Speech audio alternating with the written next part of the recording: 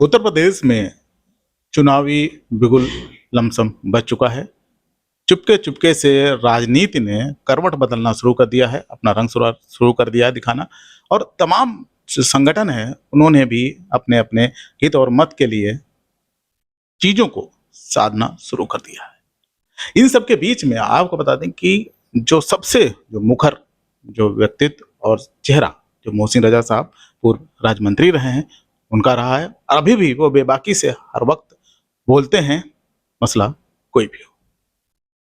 Sir, राजनीति में क्या चल रहा है इस समय? अभी आपने बताया गुपचुप तरीके से चल रहा है। मुझे तो लगता है अब गुपचुप तरीके से कोई चीज चल कहाँ पाएगी जब आप लोग मौजूद हैं।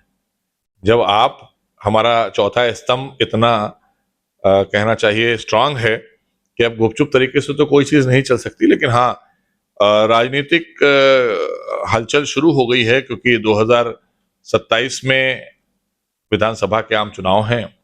सभी पार्टियां अपने अपने लिए जोर लगाती हैं और उन्हें लगाना भी चाहिए क्योंकि काफी सालों से उनको जनता ने बाहर किया है और उन्हें अपना चिंतन मंथन करना चाहिए कि उन्हें जनता ने क्यों बाहर किया है। लेकिन जहां तक बात की जाए भारतीय जनता पार्टी के आदरणीय योगी जी के नेतृत्व की सरकार की उत्तर प्रदेश में, तो इस सरकार से आज उत्तर प्रदेश की ही जनता नहीं, पूरे देश की जनता सहमत है क्योंकि यहाँ पर 2017 से पहले उत्तर प्रदेश की स्थिति किसी से छुपी नहीं है। और आज की स्थिति उत्तर प्रदेश की जग जाहिर है कि लॉ एंड ऑर्डर है, सुरक्षा है, विकास है, सुशासन है। तो ये अपने आप में बहुत बड़ा कहना चाहिए एक संदेश और मैसेज है पूरे देश को। और प्रदेश की 25 करोड़ जनता देख रही है कि भय मुक्त हो चुका है, अपराध मुक्त हो चुका उत्तर प्रदेश है, माताएं बहनें सुरक्षित हैं। आज व्यापारी अपने आप को सुरक्षित महसूस करता है, आम जन अपने आप को सुरक्षित महसूस करते हैं।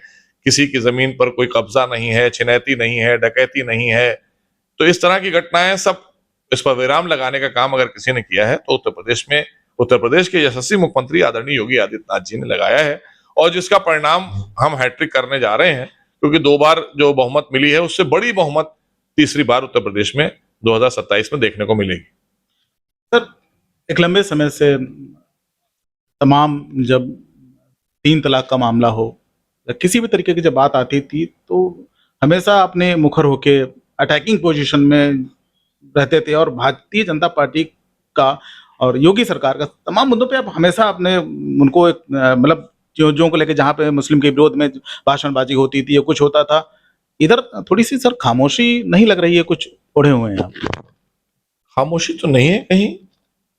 मुझे लगता है कि जब कोई चीज का प्रश्न आता है या कोई सवाल उठता है, जैसे अभी असदुद्दीन ओवैसी आए यहाँ पर, तो मैंने कहा ना कि अगर वो कोई देश हित में जो हमारे महापुरुषों ने काम किया और जो जिन्होंने बलिदान दिया देश के एकता, अखंडता और आजादी के लिए, उनकी मजार पर जाते और वहां माल्यार्पण करने के बाद अपने चुनाव की शुरुआत करते तो मैं समझ जाता। वो तो आक्रांताओं की मजारें ढूंढ रहे हैं और उनकी कब्रें ढूंढ रहे हैं। तो जाहिर सी बात है कि ऐसे ही लोग हमारे मुस्लिम समाज के लिए कहीं ना कहीं और नुकसान करने के लिए और अपना निजी स्वार्थ साधने के लिए, उनको इस्तेमाल करने के लिए निकल पड़े हैं अपनी अपनी दुकान चलाने के लिए। लेकिन मुझे लगता है भारतीय जनता पार्टी ने कोई भेदभाव नहीं किया है। हर योजना का लाभ दिया है, चाहे वो कोई भी समाज, कोई भी चाहे अगला हो, पिछड़ा हो या आम समाज हो, सभी को न्यायपूर्ण तरीके से और पारदर्शी तरीके से पात्रता के आधार पर योजनाओं का लाभ पहुंचाने का काम किया है। लेकिन वहीं पर अगर बात की जाए, चाहे वो समाजवादी पार्टी हो, कांग्रेस हो, ये इन सब ने तुष्टीकरण और संप्रदायवाद की राजनीति करी है, कम्युनलिज्म की राजनीति करी है। हम इसमें विश्वास नहीं करते हैं। हम सबका साथ, सबका विकास, सबका विश्वास और सबके प्रयास में विश्वास करते हैं। सर, जैसे तमाम जो इनकाउंटर के मामले हुए हैं उसको लेके हो हल्ला रहा, विपक्ष का कहना है कि जो मुसलमानों को लेकर टारगेट किया जा रहा है, ये सरकार टारगेट कर रही है, ऐसा लग रहा है सर? ये टारगेटेड नहीं होता है, इनको टारगेटेड कराना होता है क्योंकि ये इसलिए टारगेटेड कराते हैं क्योंकि इन्हें उन्हीं का ही वोट मिलना है और उन्हीं के वोट पर इन्हें खेलना है। अपनी दुकान इन्हें उन्हीं के वोट पर चलानी है क्योंकि इन्हें और कोई वोट मिलने नहीं जा रहा है। और इन्हें पता है कि ये ऐसी हमारी कौम है कि जिसको हमने पढ़ने लिखने तो कभी दिया नहीं, जिसके हाथ में किताबें कभी दी नहीं, उनके हाथ में आपने औजार और फड़वा पकड़ाया बेचारों को। तो वो वही काम कर रहे हैं। हम तो उनके हाथ में, एक हाथ में कुरान एक हाथ में कंप्यूटर दे रहे हैं। हम आज उनको जो है एनसीईआरटी के सिलेबस से जोड़ रहे हैं, आदरणीय योगी सरकार में मॉडर्न एजुकेशन दे रहे हैं, लेकिन इन्होंने कलम की जगह पे कट्टा पकड़ा दिया उनको। तो जाहिर सी बात है कि जिन्होंने अपराध की तरफ झोंकने का काम किया है, तो वो उनको अपने साथ लेंगे इसलिए क्योंकि उनमें भय पैदा करेंगे। ये बात कह के अपराधी अपराधी होता है, किसी भी समुदाय का हो, किसी भी जाति का हो, अपराधी के साथ कोई न्याय, मतलब किसी तरह की हमदर्दी उत्तर प्रदेश में नहीं हुई। कितने एनकाउंटर अभी हुए हैं, आपने देखा है कितने एनकाउंटर हुए हैं जो ऐसे एनकाउंटर हैं जिनके बारे में मैं किसी जाति विशेष और किसी समुदाय विशेष से जोड़ना नहीं चाहता। मैं अपराधी का एनकाउंटर इसलिए होता है कि वो पुलिस के साथ में एनकाउंटर करता है, पुलिस पर जब वो गोली चलाता है पकड़े जाने के समय और पुलिस से भागता है तो पुलिस पलट के उस पर वार करती है। जाहिर सी बात है पुलिस के पास जो हथियार दिए गए हैं अपनी सुरक्षा के लिए दिए गए हैं और लोगों को कानून का भय बताने के लिए कि ताकि अपराधी डरे। लेकिन अपराधी जब अगर सीधे तौर पे एनकाउंटर करेगा तो पुलिस के हाथ में फूल तो नहीं है ना, उसके हाथ में भी तो लीगल बंदूक है, उसके हाथ में लीगल राइफल है, तो वो तो गोली चलाएगा भाई जो हमारा सुरक्षा कर्मी है या वहां पर उससे जो एनकाउंटर कर रहा है। तो जाहिर सी बात है अपराधी मारे जा रहे हैं, अपराधी खत्म होना ही चाहिए, या जेल जाए या पाताल जाए। मतलब कुछ लोगों का कहना था कि सदन मामले में थोड़ी सी जल्दबाजी हुई है, थोड़ा सा उस पर जांच होनी चाहिए थी, उसके बाद में तमाम चीजें हो। ऐसा है, ये वही लोग कह रहे हैं ना जिन्हें उस तुष्टीकरण की राजनीति करनी है, जिन्हें उत्तर प्रदेश या देश आतंकवाद मुक्त चाहिए है, जिन्हें उत्तर प्रदेश अपराध मुक्त चाहिए, वो ये बात नहीं करेंगे। लेकिन इन्हें देश में आतंकवाद में भी ये धर्म ढूंढते हैं और यहाँ के अपराधियों में भी धर्म ढूंढते हैं। तो ये कौन लोग हैं? इनके चेहरे उजागर हो चुके हैं, सब जानते हैं इन लोगों को। हमारा तो सीधा नारा है आदरणीय योगी सरकार का कि अपराध पर जीरो टॉलरेंस और भ्रष्टाचार पर जीरो टॉलरेंस। जो लोग करेंगे भ्रष्टाचार या जो लोग अपराध करेंगे तो उनका परिणाम सब देख रहे हैं और यही आगे भी चलता रहेगा। अखिलेश यादव का मुस्लिम प्रेम के साथ में अब ब्राह्मण प्रेम तमाम है, अब उनका जागने लगा है, अब उसको लेकर मीटिंग भी चल रही है। क्या लग रहा है सर, ये राजनीतिक रंग है या कुछ और? देखिए, प्रेम तो सबसे करना चाहिए, नफरत की राजनीति जिन्होंने की है उनको जनता ने सबक सिखाया है। तो समाजवादी पार्टी ने भी नफरत की जब राजनीति करी तो उसका परिणाम है कि आज हाशिए पर है। नफरत की राजनीति अगर बहुजन समाज पार्टी ने की थी तो आज वो भी हाशिए पर है। अगर तुष्टीकरण और नफरत और आतंकवाद को प्रमोट करने की राजनीति और भ्रष्टाचार को प्रमोट करने की राजनीति कांग्रेस ने देश में की थी तो वो भी 3 टर्म से देश से बाहर हो चुकी है। तो ऐसे ही अब ये सब लोगों को जनता पसंद नहीं करती है। तो मोहब्बत की राजनीति करिए, अच्छा लगता है, लेकिन खाली कहना ही नहीं, प्रैक्टिकली भी आपको करनी होगी। जिस तरह से हम सब लोग एक दूसरे को साथ में लेकर चलते हैं, हमारे लिए जब देश की सरकार बनती है तो आदरणीय मोदी जी देश के 142 करोड़ लोगों की बात करते हैं और उत्तर प्रदेश में आदरणीय योगी जी 25 करोड़ लोगों की उत्तर प्रदेश की बात करते हैं। अगर उत्तर प्रदेश की बात आती है तो आदरणीय योगी जी जो है वो 25 करोड़ जनता की बात करते हैं। तो यहाँ समुदाय और जाति और पिछड़ा और अगला ये सब नहीं आता ना। कुर्सी को लेकर राजमंत्री थे, राजमंत्री के साथ में बड़ी जिम्मेदारी थी और तमाम चीजें होती थी, आप सबके साथ में खड़े रहते। अचानक सब जो झटके में तमाम चीजें हुई, मतलब उस कुर्सी से किनारे कर दिया जाता है और मुस्लिम रजा को जो पद, जो मान सम्मान जो मिलना चाहिए था बतौर लखनऊ के उस मुस्लिम चेहरे में, नहीं लग रहा कि कुछ साजिश हुई है क्या? उसके तहत आपको हटाया गया? लोगों के मन में से सवाल। नहीं, ऐसा नहीं है। देखिए, ये हमारा लोकतंत्र है और लोकतांत्रिक प्रक्रिया में हम सत्ता में आते हैं और कोई को भी अगर सत्ता में स्थान दिया जाता है, पद जो होता है वो टाइम, एक समय के लिए होता है। जैसे सरकार होती है एक समय के लिए होती है, सरकार बनती है 5 साल के बाद फिर आपको चुनाव में जाना है, सरकार फिर बनेगी तो फिर बनेगी।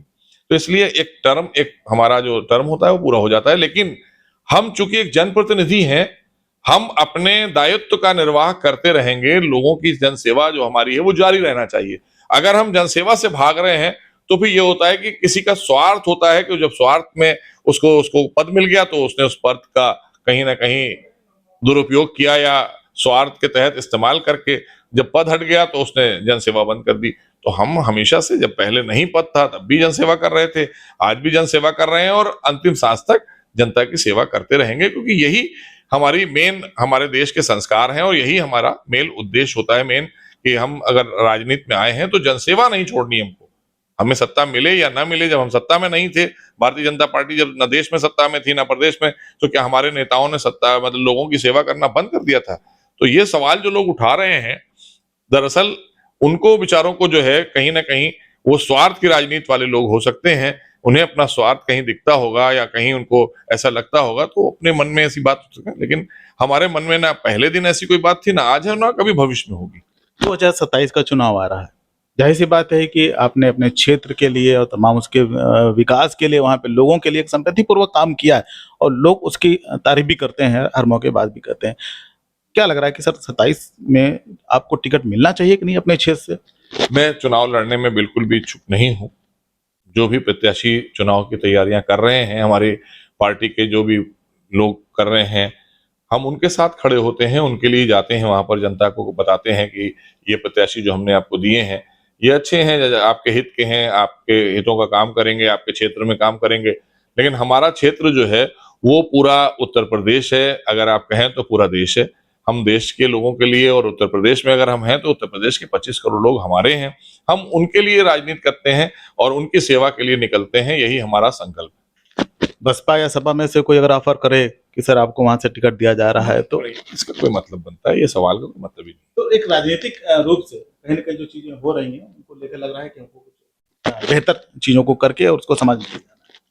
देखिए, हमें हमेशा से हमें देश हित और प्रदेश हित के लिए, प्रदेश की 25 करोड़ जनता के हित के लिए काम करना है और आदरणीय मोदी जी के हाथों को और मजबूत करना है कि ताकि देश और आगे बढ़े।